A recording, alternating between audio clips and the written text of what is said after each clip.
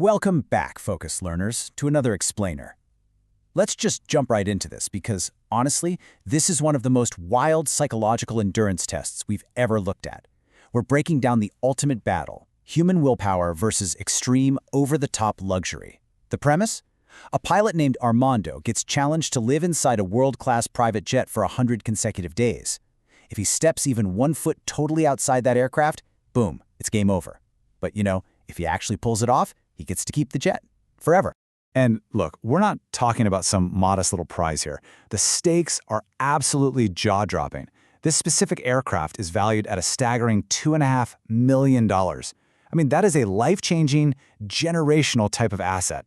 Putting that massive number right up front instantly sets the tone, right? Like, this isn't just some fun weekend camping trip in a fuselage. It is a multi-million-dollar endurance test right out of the gate. So I gotta ask you directly, could you do it? It sounds like an absolute dream at first, doesn't it? Hanging out in a private jet? But I really want you to try and imagine trading your ultimate freedom for severe, unyielding confinement. We are talking about 3 full months with 0 real beds, absolutely no shower, and a daily diet that's basically just airline cart canned meat, which, let's be honest, probably smells suspiciously like cat food. That luxury dream? It kind of quickly starts to look like a totally different reality. And this right here perfectly illustrates the psychological descent of the whole challenge. Armando is an experienced pilot. This environment is literally his usual office. But he figures out a really harsh truth really fast. A world-class vehicle was definitely, absolutely not built for long-term human habitation. The novelty of those plush leather seats wears off almost immediately when you realize, well, you can't properly lay down, you can't cook a fresh meal, and you literally can't even stretch your legs beyond a few dozen feet. That ultimate luxury? It suddenly transforms into a tightly sealed aluminum cell. Seriously, by just day 2, the reality is completely setting in. Armando actually says out loud, "This is what prison is like." Just appreciate the intense irony of that for a second. He's feeling deeply, deeply claustrophobic while sitting inside a multi-million-dollar aircraft. He's spending his nights trying to sleep on these incredibly uncomfortable, uneven chairs that are just wrecking his neck. And his only way to clean himself? Wet wipes. The physical discomfort hits him immediately, and it hits hard. But physical discomfort isn't even Armando's only problem. We have to talk about the critical economic reality check of all this. Winning a $2.5 million jet, that's really only half the battle. Affording to keep it is a completely different story. Just look at these numbers. $8,000 a month just to park it in a hangar, $10,000 for insurance, and a massive $30,000 for maintenance. If Armando actually wins this thing, he's going to need an immense amount of ongoing capital just to keep it from totally bankrupting him. So the really crucial point here is how this looming, massive financial pressure completely shifts Armando's strategy. Right around here, this ceases to be a simple survival challenge. Actually, scratch that. It evolves into this highly calculated series of sacrifices. Every single choice he makes from this point forward is heavily weighed against the future financial burden of owning that massive machine. He knows he needs cash, and he needs a lot of it, just to make winning the jet actually worthwhile in the end. Which brings us straight to day 10 and his first major dilemma. He's offered a choice. He can have a fully functional hot shower temporarily attached to the jet for the remaining 90 days, or he can take a briefcase stuffed with $50,000 in cash. Now, after 10 days of sponge baths with wet wipes, a shower is incredibly tempting, right? But driven by those terrifying maintenance costs we just looked at, Armando flat out rejects the basic human dignity of a hot shower just to secure his first 50 grand. By day 20, though, the physical toll is really catching up to him, and it sets up a fascinating contrast. He gets another offer: a custom inflatable bed specifically made for the plane, or a massive mystery crate hidden somewhere out in the world. Now, the source material reveals that this mystery crate actually contained a Lamborghini worth $250,000. Crazy, right? But at this point, his body is just failing him. He's in genuine physical pain from sleeping on those jagged plane chairs. And look at his reasoning here. He flat out says, "I am going to choose the bed to make 100 days." This decision brilliantly illustrates how Armando is playing the long game. He's actively suppressing his own financial greed to prioritize his physical survival. He knows, for a fact, that without proper sleep, his body is just going to give out and he'll lose the jet entirely. So he turns down a literal supercar just to get a little bit of lumbar support. That is some extreme focus. But here's the thing.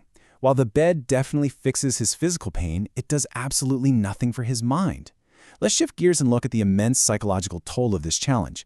Because as the weeks start dragging on past that 1-month mark, those 4 walls really start closing in. The isolation takes deep, deep root. The total lack of varied human interaction and the sheer mind-numbing monotony of his environment begin to seriously weigh him down. Which honestly leads perfectly into the day 30 trade-off. Armando is given the chance to finally throw out his gross stash of canned chicken and tuna. In exchange, he gets a smartphone loaded with the DoorDash app so he can order literally whatever he wants. But of course, there's a huge catch. He has to share his tiny jet for 24 hours with a highly energetic, button-pressing mystery roommate named Nolan. And Armando? He happily accepts this chaotic 24-hour roommate. He does it just to get his hands on some real food, like, fresh tacos. And way more importantly, some much-needed human interaction. Yet even with endless DoorDash deliveries right at his fingertips, that isolation bites back, and it bites hard. Midway through the challenge, we hit this really powerful emotional anchor. Armando confesses, "My weak point is my family. I just want a hug." It's tough to watch, but it demonstrates so clearly that all the fresh fruit, the hot pasta, the consumer goods in the world, none of it can replace the fundamental, basic human need for genuine connection and just being around the people you love. And that mounting, overwhelming claustrophobia forces an incredible reversal on day 60. Remember that $50,000 he sacrificed a hot shower for earlier? Well, he's offered an attached outdoor platform, basically a fake yard with a trampoline on it, so he can finally get some fresh air. The cost for this yard? Exactly $50,000. The very money he swore he needed to maintain the jet, he completely gives back, just to be able to step outside those 4 walls without officially losing the challenge. It perfectly highlights how desperately his brain just needed some space. Now let's look at the climax of this incredible endurance test. Because as we approach day 80, the physical and mental stamina Armando has been building up is about to be pushed to the absolute breaking point. It's no longer just about sitting still and surviving boredom. It becomes about active, high-stress performance under immense pressure. Because on day 80, the game changes. He's given exactly 10 days to fly to 10 different cities across the country to pick up specific items via DoorDash. If he succeeds, he wins another $50,000. This timeline reveals a seriously frantic scavenger hunt. He hits Cleveland and Charlotte smoothly, no problem. But then, reality strikes. He gets totally grounded in Denver due to a maintenance issue with the landing gear. Then, awful weather forces a massive diversion to Idaho. He's bleeding precious days, and these logistical nightmares nearly cost him everything before he finally, barely, secures the last item in Tampa. But he does it. By day 90, Armando has successfully navigated the terrible weather, the unexpected maintenance, and that grueling flight schedule.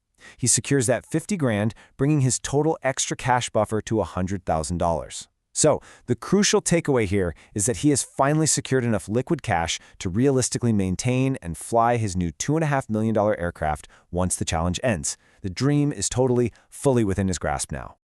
But come on, of course, this ultimate endurance test wouldn't be complete without one final, massive twist, right? Day 100 finally arrives. The finish line is literally right there at the jet door. But instead of simply handing over the keys and popping champagne, Armando is faced with a twist that brutally pits his long-term dreams of limitless luxury travel against his immediate, fragile sanity.